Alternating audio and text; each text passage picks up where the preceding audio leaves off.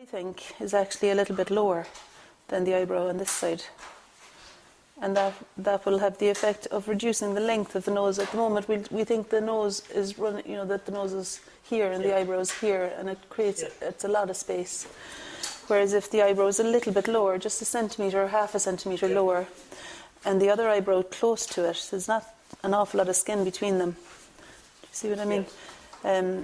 Then I think the nose won't have so much space to fill. You won't have to. It won't read as being too long. Just try and finish off the nose there. So there's the angle. You're doing a beautiful nose. Your nose yesterday was fantastic. Okay. And then underneath the nose, you can kind of figure out the direction of this bit. I think it's more, if anything, I think it's slanting this way. And it's just that you've not yet done it. But when you do go to look at that area, I think you'll find that it maybe needs to slant that way. Yeah. And then the upper lip can... so look at the shape of the light that's there and really clearly see if you can find the shape of that light, because that shows the shadow, the cast shadow of the nose, and it really helps then to find the form in that area. And that would be the dark of the upper lip, which is, there's a slight overbite, I think, where it's slightly extending beyond the lower lip. And there's almost a triangle of space between the two. And then the shadow that's underneath the lower lip there will be helpful in distinguishing the lips from one another and making, I think it's just a good shadow to find. And then the shadow that's down here.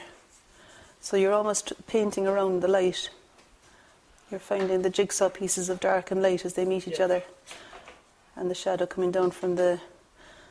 So the edge, I'll tell you what, the edges I think you could look out for would be this edge here, the edge of that shadow, the edge of the socket of the eye, where it meets the nose. Yep.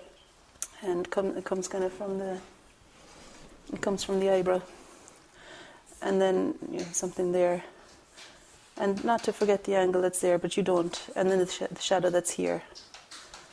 And sometimes broken skin is fine. A broken edge where the light is better than any line. So you might break the light on the forehead. You might break the line of that, and the light on the chin.